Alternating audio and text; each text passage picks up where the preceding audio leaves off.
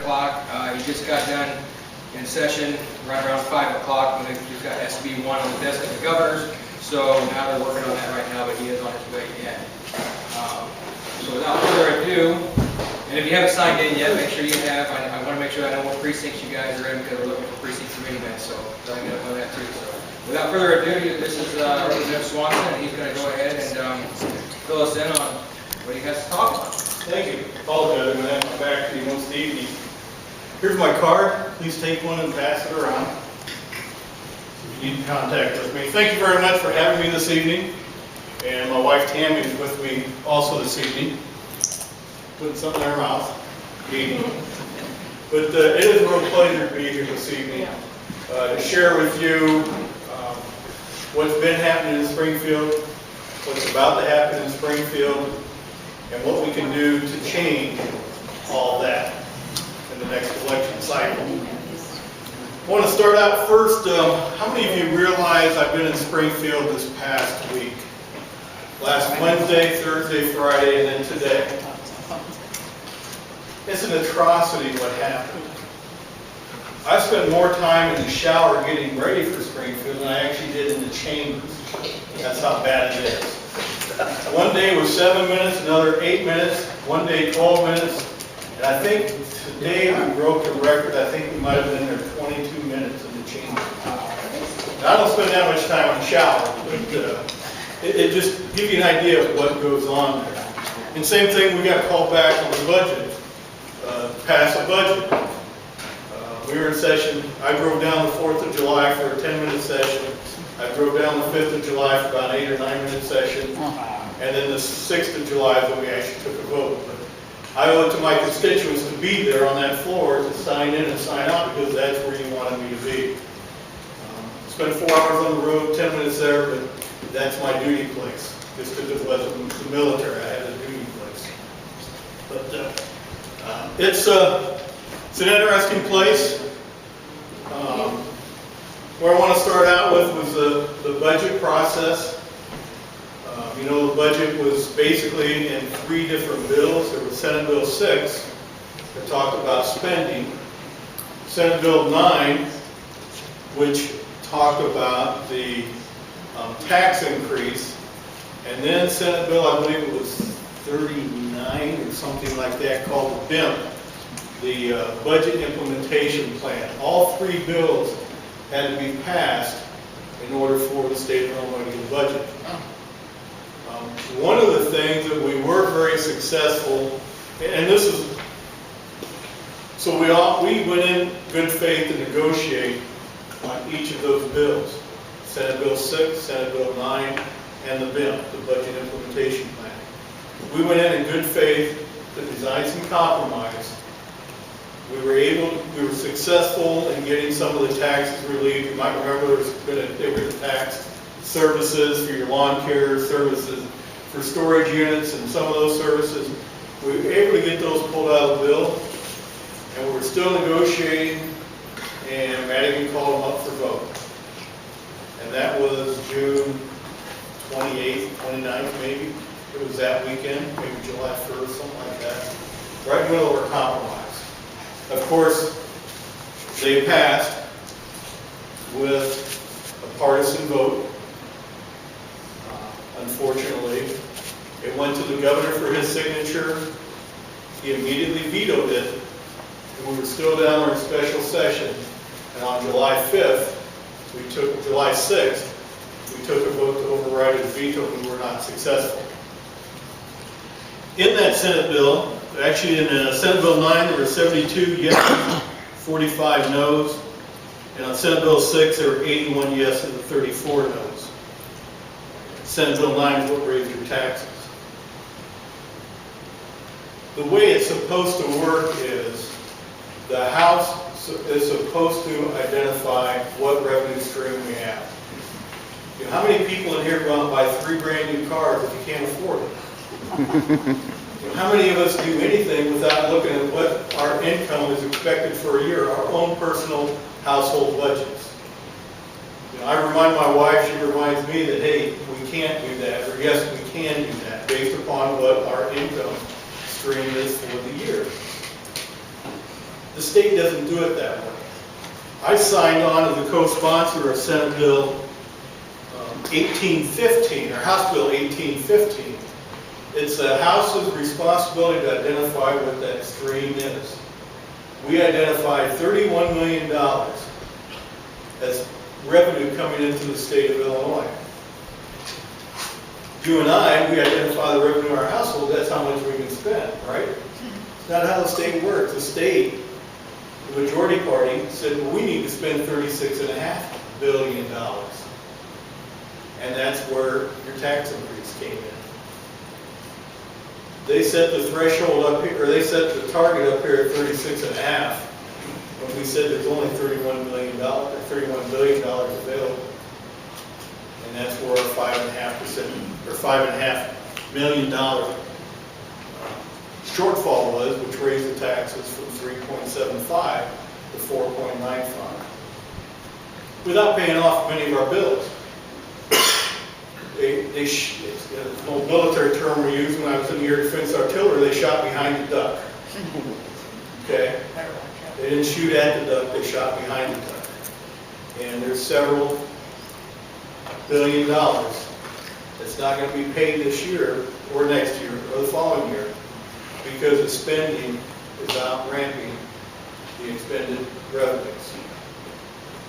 And there's going to be more to follow on that as we move into next session, because they're going to wake up and say, hey, we missed it. There were $293 million what's called sweeps. That's where you rob Peter to pay Paul. $293 million. $10 million taken out of the Clean Illinois Act. $5 million taken out of the 911 service phones.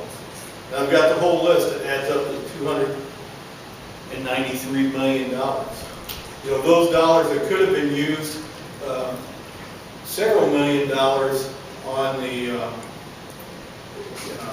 Fuel Storage Act, where if you have a fuel tank leaking, the state of Illinois will help you clean that soil.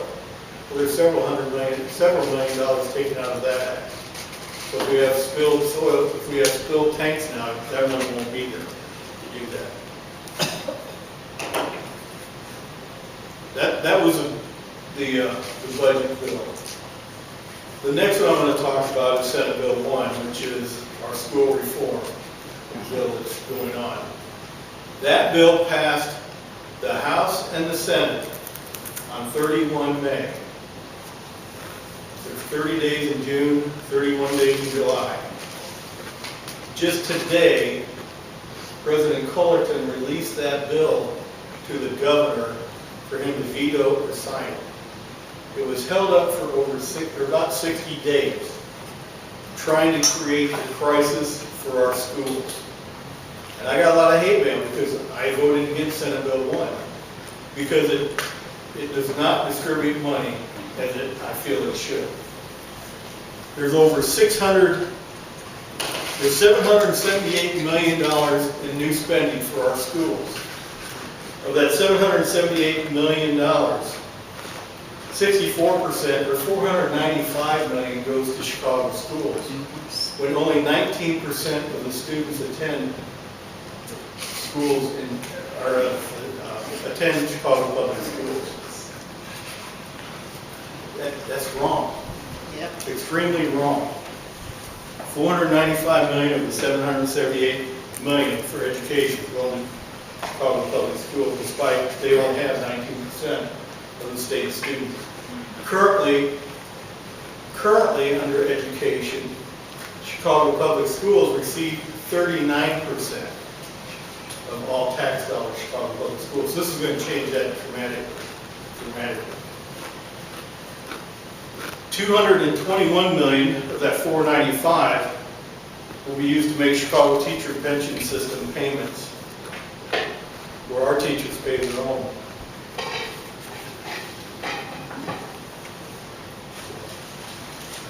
Just to give you an idea, the governor has said he would mandatorily veto it. I haven't heard the news. I know President Cullerton gave it to the governor sometime late this afternoon. I left Springfield at 1 o'clock this afternoon after session, after caucus. But here's some of the benefits. If we take that money out of the formula that we're going to give to Chicago, of that $221 million in pensions going to Chicago Public Schools, if we put that $220 million in the state pension system and bring the Chicago teachers in line with our current state pension systems, it would more adequately equate to what we do with our teachers downstate. The second portion of that $221 million, that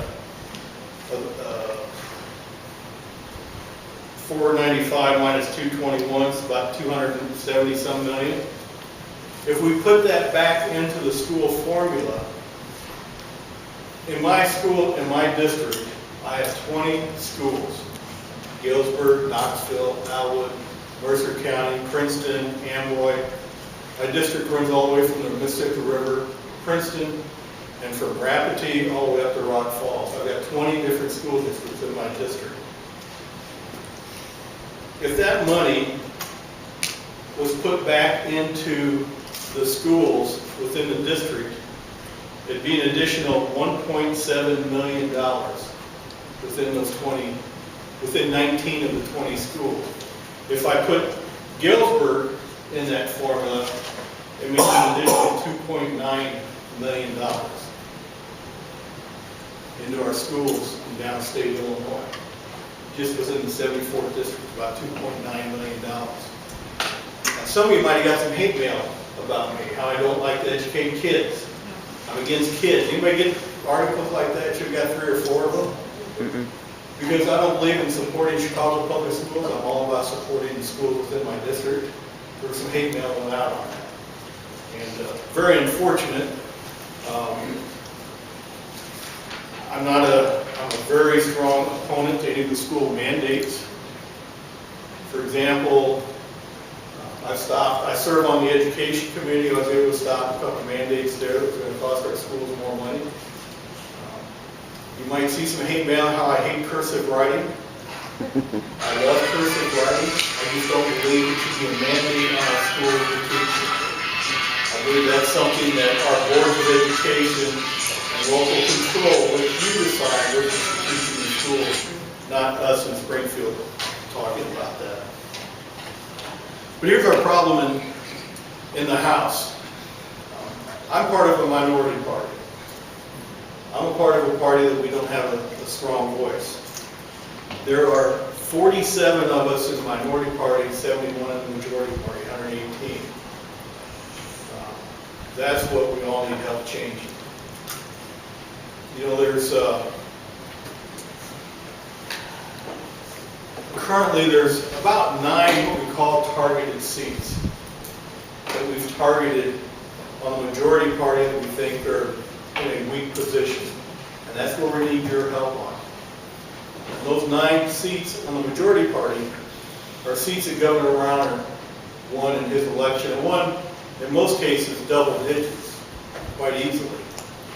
And I had a very, very unique opportunity last Thursday night.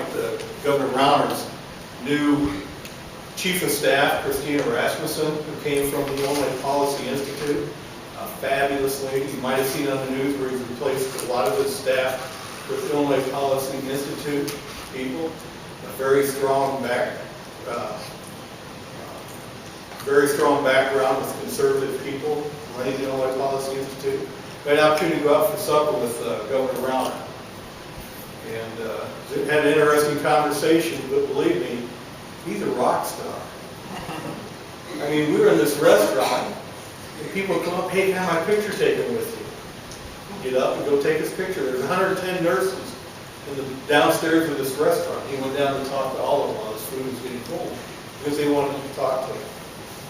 So it was just an interesting evening to spend with him. But that's why we've targeted these 9 seats, because Governor Rauner won. The individuals in these 9 seats tend to freely and willingly spend your money any chance they can. The only thing conservative about them is they read the word once or twice in a book somewhere, maybe. But other than that, they like to spend our money. So that's where Illinois Policy Institute have told us there's 9 seats they've identified. It's not actually for us to release yet. Keep your eyes and ears open. I know we'll be talking with Patrick frequently as they release those 9 seats. But, you know, I am very fortunate within my district to have 2 very strong Tea Party groups. Here in Knoxville, or Knox County, Knox County, and one in Bureau County. I attend their Tea Party meetings frequently too. And, it just gives me a good feeling when I get a chance to meet with the Tea Party folks of your values, great Americans, conservative values, and those I believe I carry with me also. I think if you look at my record as I voted in the House, it's been a very conservative record. I haven't reached in any of your pocketbooks as far as I know to spend your money because it's your money that you have. I've been open with my discussions on what sword I'm willing to fall on, and tax dollars is in schools. Anything to help them is where I'm willing to stand up. I've been very vocal and supportive of our veterans and bills that we've had, the veterans organizations or opportunities down in Springfield. I actually sponsored a resolution recognizing the Illinois Department of VA for what they're doing. But I think my time's about up for what Patrick had said earlier. So any questions of me? Senator, we will be coming. Oh my gosh, okay. Shayla, your hand was up first. The reason for this little get together was primarily generated because of the last tax hike. It was, frankly, in my opinion, the last straw, and the time for Illinoisans to just sit back and whine and cry about everything is over. It's done. What else can we do? I mean, obviously, besides going to the polls, which sometimes don't work, what else can we do as Illinois taxpayers to get our message across to Springfield that we're not taking your crap anymore? I mean, you are running away with our money. It's unlawful. You're violating your oath of office. What else can we do as Illinois residents to basically take Illinois back from them, the criminal element? You're doing it right here. This is a great start. Being local. Everyone has an opportunity to submit letters to the editors. Everyone has an opportunity to contact state legislators if you want. If you do contact the state legislator, a couple things, and I want to say hundreds, but I get a lot of emails every day, especially when we're in session, especially when there's some hot bills. House Bill 40, which was using state dollars to fund abortion, was a very hot topic bill. I would get 30 to 40 emails just on that every day. My legislative assistant would leave them in there. Once she'd seen I'd open them, she'd slide them into a file or folder. But if I started seeing duplicate subject letters, they would just automatically go into that folder. I didn't take the time to read them because I didn't have time to read them. But if you sign up for one of these services where they'll do the letter for you and you just hit send, at least change the subject line to draw people's attention. Okay? Change the subject line and maybe put the first sentence, this is what this bill means to me and this is how it affects me. Me being my family, me being my business, me being my faith, me being my political views. Change at least that first sentence so I know that if somebody took the time out of their schedule, so I'm going to take the time out of my schedule to see what they have to say. Because, you know, believe me, I'm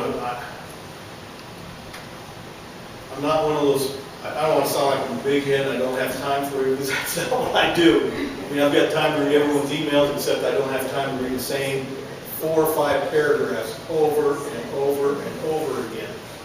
If it does come in the same subject, I'll open it up, go down and see who sent it to me, look at that name, and see if it's somebody I recognize, or at least see what they had to say. But change that subject line and add a sentence or two of your own so it makes it more personal to me. That has more value when I go forward. So being And don't be afraid, Shayla, back to your question.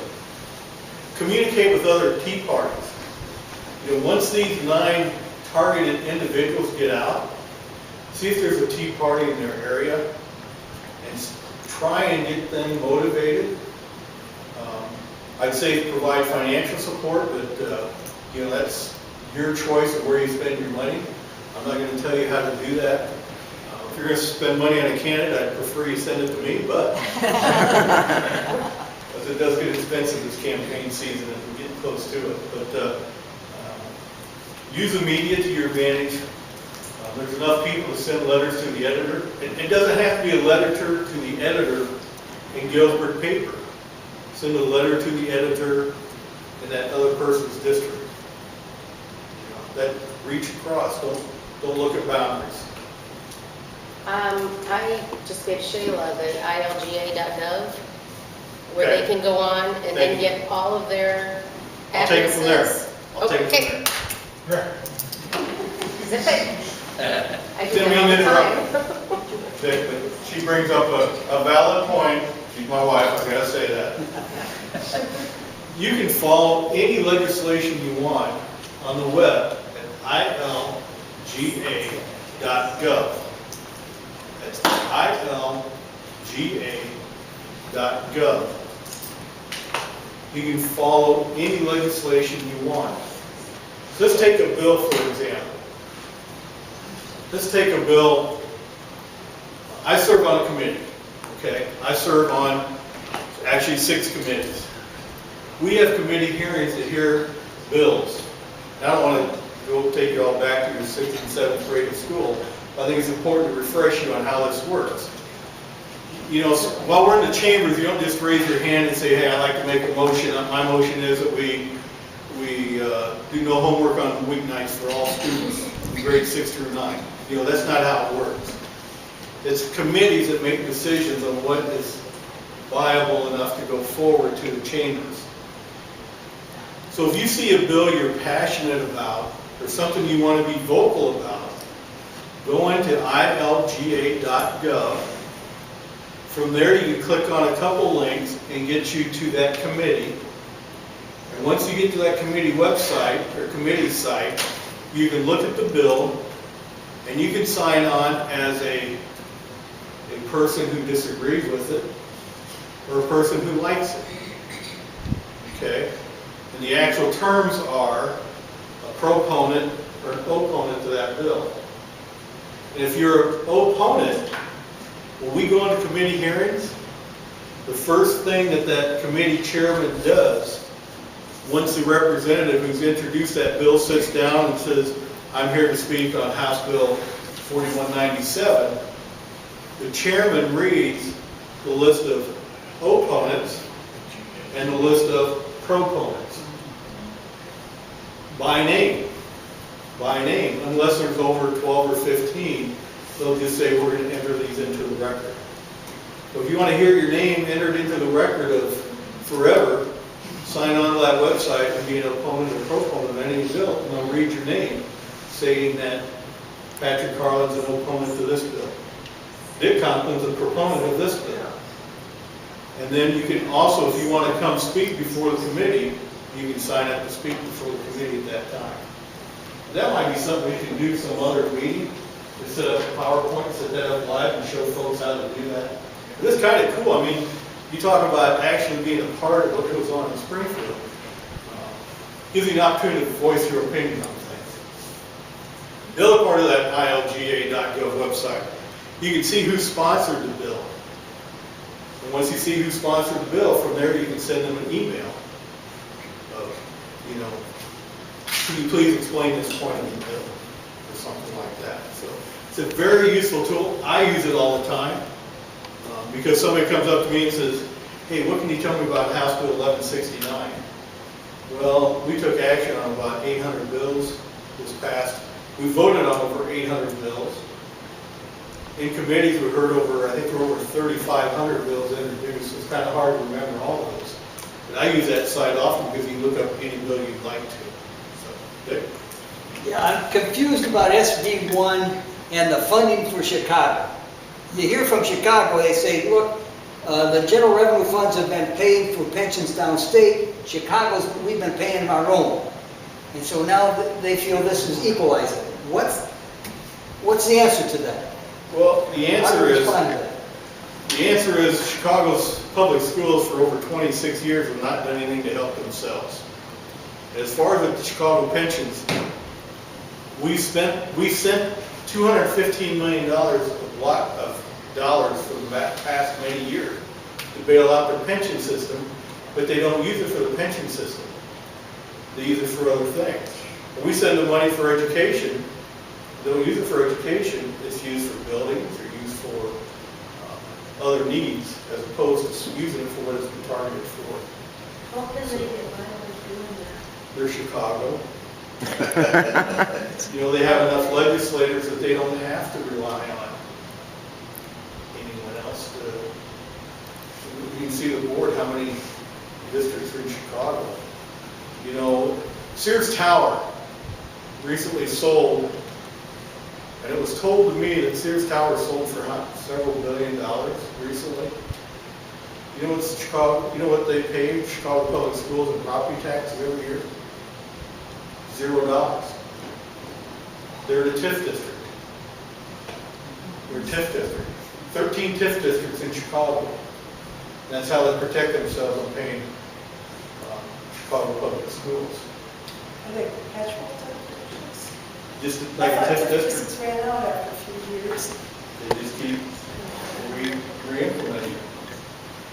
A house in Chicago, a $300,000 home in Chicago, pays $5,000 in property taxes. You know what that $300,000 home in these parts would pay? I checked Orion because I was speaking to an Orion group, $8,032 in property taxes. Michael Manning was in that $300,000 home. New Boston is a resort tax on top of it because we have a tiny campgrounds there. Real tiny. Sir? First of all, I want to thank you for being the conservative person you are. My name's Glenn Buss. I work for a tax service here in Galesburg. And tonight we are contacting all of our clients who have estimates due in September and in January, telling them that the taxes have gone up 32% and they need to increase their estimate. The interesting thing, when the question was asked, what can we do? I think the biggest thing that people can do is to be knowledgeable about what is really happening. We probably, no one knew that their state income taxes were going up. And so all of a sudden they went, whoa! And so I immediately said, it's a result of the Democratic leadership. Yeah, I had a friend just sent me a message. I was driving home from Springfield today. He said, thanks a lot. Family of 4, both he and his wife work, 2 children. He now pays another $240 a month. Yeah. Taxes. And what's interesting is, because the tax went into effect July 1st, no withholdings have changed, because the state hasn't come out with the new withholding tables. We've tried to get them, can't get them, they haven't created them yet. We have gone already a month now, we're now entering the month of August. And so what's going to happen is that when we do people's taxes next spring, people are all of a sudden going to wind up owing, which then all of a sudden, and it just, Oh my gosh. yeah, oh my gosh. Shock. And that's the, I taught government for 38 years, and the thing that always frustrated me about government is that the implementation of the thing is always on the back of some basic person working in a store or something like that takes all of the brunt of that. And I can be honest, I'm getting tired of it. And I know, and this is not directed at you, I hope you understand. Well, I get tired of it too. Yeah, it is just very frustrating that you wind up being the person who has to explain the state of Illinois, which is a unique thing in itself. And I agree, you finally get to the point of when can this stop? Here's an interesting take. So last November, they brought us freshmen down. We got an orientation by the University of Illinois Government Unit. And they told us the way you have to fix this problem in Illinois is you've got to raise income taxes. You gotta raise property, or not property taxes, you have to raise corporate taxes. You're probably gonna have to raise sales tax. Any tax you can think of, you're gonna have to incorporate. And they showed a chart on sales tax. And for every quarter, the 0.25 raised will generate $400 million in more revenue. So 0.5 will generate $800 million in revenue. So stupid me, I raised my hand. And I said, so if we lowered the sales tax 0.25, that put $400 million back in the peoples of Illinois' hand. If we lowered it 0.5, that would put $800 million in the people's hands. At that point in time, we're probably starting to bring people from neighboring states, Illinois, to buy goods within Illinois' tax system. So I said, what do you think of that? He said, we don't ever look at it from that way. Yeah. So indoctrination at the beginning. Reaganomics type taxes, and giving it back, and let you spend it. That same dollar would be spent 4 times or 5 times over. So, Another, good, go ahead. where did this 5-cent gas tax come from? That was, we never heard anything about it until That was it was in the imposed gas upon us. Yeah. How did that happen? Well, it's a 1,163-page document, and our analysis, or analysts looked at it, and the only gas tax that we saw in there was for the ethanol use, that 5 cent was going to be taken off of the ethanol. What's the word I'm looking for? Incentives, and corn growers are all okay with that. But that other 5 cent sales tax, That's a regressive tax. That's hitting the lower income people. it's all, yeah. It's me. No, I mean, it hits them. Somebody puts 60,000 miles on the car, it hits me pretty damn hard. It hits us lower income. It hits people all, yeah. proportionally harder. You're exactly right. You're exactly right. And, It's an anti-progressive party tax. yeah, but you know what tax is good? You know, I just, Are we talking another bill, but you don't know what's in it until you vote on it? does that sound familiar? Well, there's a lot of surprises sometimes, and that was, we would have had votes anyway to stop it. That's a shame of it. Shale? Supposedly Governor Rauner has, on his Facebook page, has a petition or something that he's encouraging people to sign electronically to overturn the tax hike. Now, I don't know how effective that would be, but I like it. I think, I'm starting to get to the point where they're not going to listen to us unless we march on Springfield with torches and pitchforks. And if that's what it takes, We're then working on that. I'm in. But there's, besides writing to the legislators, there's got to be more proactive things we can do. I mean, 'cause they're not listening. I mean, a lot of things need to be revoked. The FOID card needs to go away. Funding for Planned Parenthood needs to go away. If you want to fund that as a private citizen, that is completely your business. I'm fully on board with a 0% income tax. 0. That would put money back into people's pockets. So, I mean, these are things that I think people would want. I think they feel frustrated because no one's listening to them except for people like you, and you, like you said, you're in the political minority, just like the rest of us conservatives. And that's, I don't want to sound like I'm whining here. When we did have a bill that did away with the FOID card, it never went to committee, never got out of the rules. So that means Madigan 32. Anytime we use the word Madigan, I always put 32 after it. So where's that 32% tax increase? Madigan 32, Madigan 32. So Madigan 32 controls everything that goes on in that. And until we get a larger pool of people, we can't. Here's how silly it is. So when we were in special session in June, there were a lot of committee of the whole hearings. And I talked about the committees. Those committees usually 10, 15 people on a committee. Committee of the whole means you bring people in to sit in the chambers to talk to the whole chambers. And there were people that came in and talked about school reform, people came in and talked about higher education, people came in and talked about something to do with unions and this and that. But when they got done, we sat there for 10, 15, 20 minutes waiting for Madigan to return a call, Madigan 32, return a call saying, from his office, this leader called his office to say, what should we do now?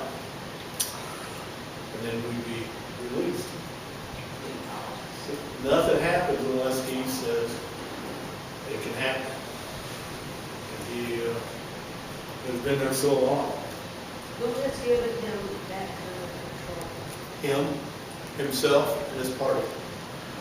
The second vote we took was, the first vote we took, of course I voted no on, was making him the Speaker of the House. The second vote we took was on Rules Committee, accepting the rule. But he changed the rules this year. You'll really like this one.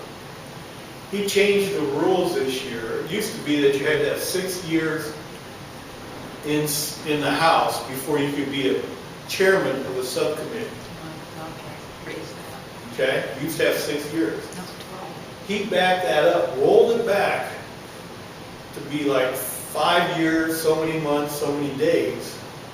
So 17 more members would qualify as committee leaders. So he added 17 more committees. We went from 39 to 56.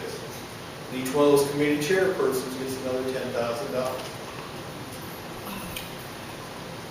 That was a rule that he changed in May. And you wonder why Illinois is going wrong.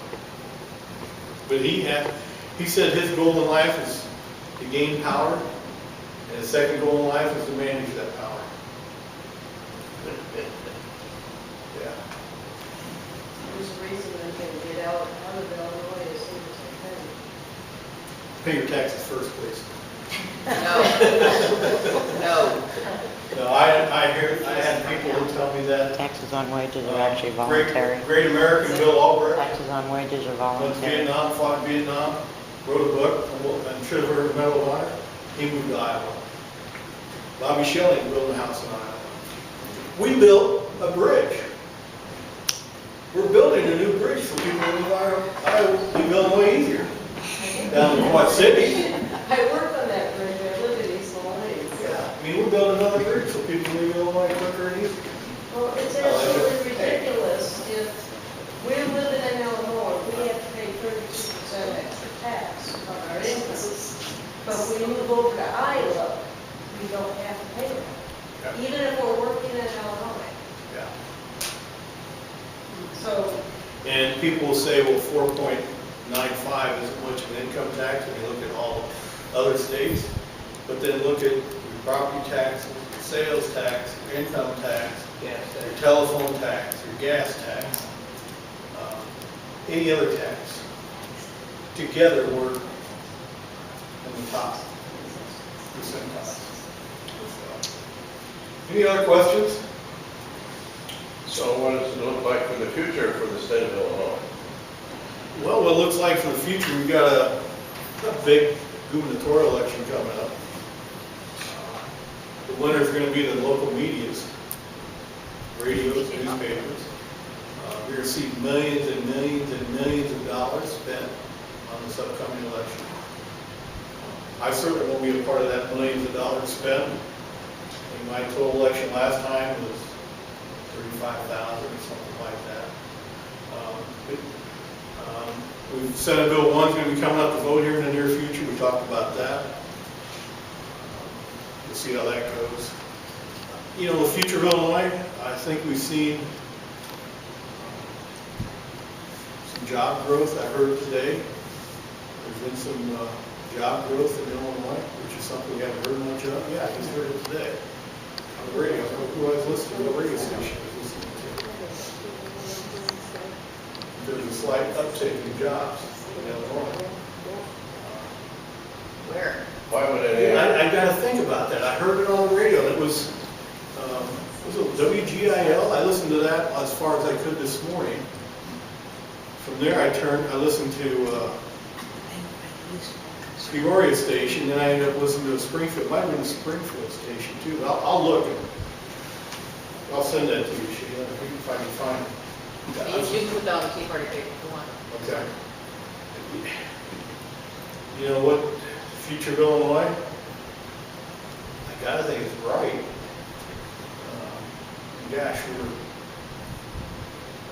Well, the value of, we've got a lot of people leaving the state of Illinois all the time, every day, and the value of my property is going to drop also. yeah.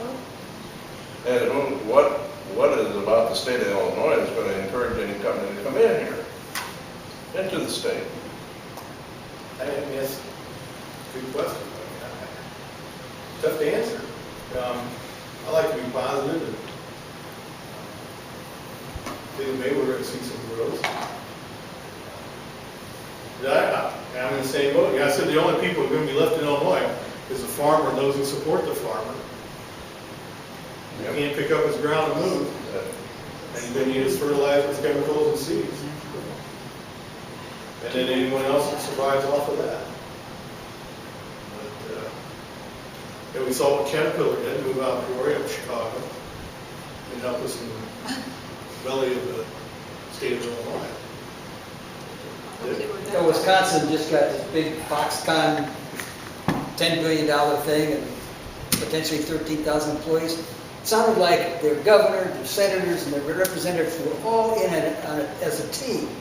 Do we have such a... Well, obviously we don't, I guess, because we've got split parties. No. They were very effective in luring them. Very effective, did a good job. Chose Wisconsin over Indiana. You know, A few miles north of our border. yeah. Gee, where are they going to get their workforce from? Yeah. Illinois. Yeah, it's a good It'd example. be nice if we had a team of people. Well, we've got economic developers. We've got Sal Garza here in town that helps with economic development, trying to help economic growth. But we don't have people calling us every day asking us for that $1 million space that this business needs. And, if you're a businessman, why would you want to locate?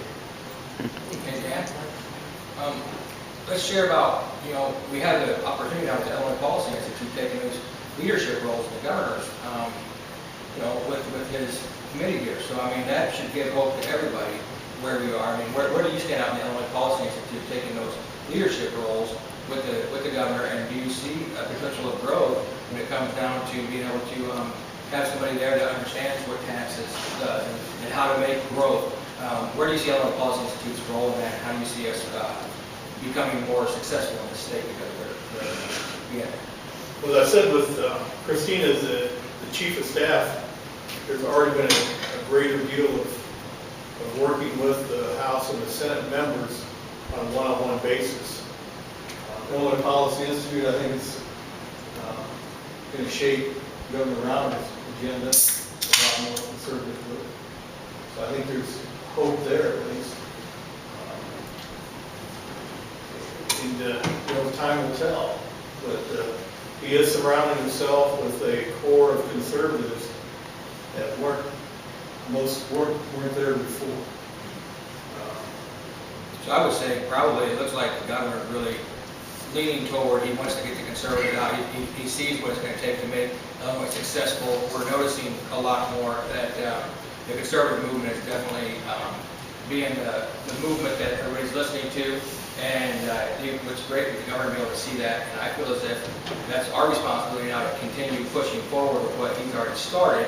If he's willing to make those sacrifices and bring somebody, he's being called all these names right now because he's got this radical right-wing people in here that believe in lower taxes and a free market.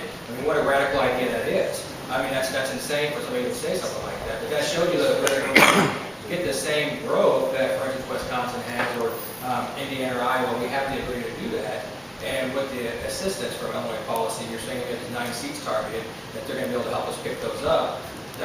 I see, I mean, I agree with you, Representative, that we're gonna be able to flip this very easily here in 2018, as long as we all stick to the same plan and focus on what the governor's trying to do, I think, right now.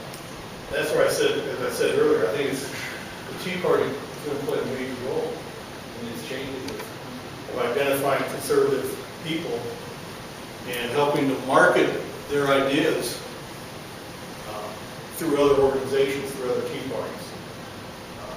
Don't be afraid. I mean, you have a membership list, or you have contacts at other Tea Parties, and you need to start building those relationships quickly and start working. And like I said, once those 9 are publicly identified, that's the best place to get involved with that grassroots effort. And gosh, anything I can do to help. I mean, we're all a team. We all want to make Illinois better. Your attendance here tonight is just a great example of enough is enough, the pitchforks. And, you know, here's the irony of everything, and then I'll shut up. You know, what was it that founded our country? What founded our country was paying taxes to Britain, right? We had a Tea Party. We raised up and said enough is enough. And we gained our independence, and we celebrate the 4th of July every year as our rights and our independence. And I reminded members in the House that on July 1st, July 6th, when we voted, I said, just think, we're voting to raise taxes around the 4th of July, the day we gained our independence. No irony there, is there? I mean, that was just shameful. And one day we had a lady up in the top, in the up in the balcony, I call it. She got very vocal and said, put your cell phones down, do your job, vote on a budget, and fix this and fix that. The smartest person in the room, we threw her out. I said, we should have gave her an opportunity to speak up. We threw her out. I said, that's the voice that we need to be hearing, is your voice. And I look forward to hearing it. If I got my card, please feel free to call. If you'd like my cell phone number, if you need a pin, I'll pass the pin around too. My cell phone number is 309 507 2975. Was that your number, Tammy? That's yours. I didn't want to get it wrong. But no, call anytime. I enjoy talking, especially when I'm driving all the time too. I would remind us that it was a minority of the people who did that tax revolt thing back there in the beginning. We always think it was everybody. No, it was a minority. Yeah. There's people who said enough is enough, who had the drive and the foresight to do that, and were willing to risk. Thank you, Representative. You have a question? I just had a comment that when the Tea Party revolted against taxation without representation, and that's what most of us feel now, I think, is that we don't have representation anymore because when they changed the Constitution in Illinois, they took away the bicameral legislative effect by making the Senate based on population as well. Right. What's the chance of changing that? None. We can't even change districts, term limits. I mean, 600-some thousand signatures, and the courts threw them out. I mean, it's crazy. I mean, Supreme Court in Illinois is what, 3-2? The other question I have is when you talk about getting business into Illinois, how much of the problem is with the state regulations and also what happens when you try to get into an incorporated area or into a city? How many roadblocks are thrown up by the local governments to keep people from from operating businesses or creating new businesses. I mean, Mhm. there's been a lot of companies look at Illinois, or look at Galesburg even, Right. but have And you know, that's where I'm big on local control. That's why I used my example of cursive writing. Don't only use your voting power at the legislature, don't only use your voting power in Washington DC, use your voting power locally too. School boards, city councils, county boards. And I think you mentioned it earlier, it's all about education. And that's truly what it's about, is education. Of watching, go to the meetings. I try to get to a lot of school board meetings, because I think that's an important place for me to be. I try to get to town meetings, I get to county board meetings. Not to influence anything, just so I know what's going on at those levels too. But, I mean, get vocal and find out the schedule of the meetings and start showing up. It makes them nervous too. That's the fun part about it. It makes them nervous. What are you doing here? Right, like that? Especially if you're taking notes when you're talking. Yeah. Yeah. I mean, that's your right. My gosh, born in America. In the military 27 and a half years, believe in these rights. So, I think I saw Senator Weaver just walking in. So, I'll just wrap it up with a great big thanks once again for inviting me. Don't be afraid to get vocal. Don't be afraid to educate people. I mean, we all have the knack of talking. So share your thoughts with your neighbors.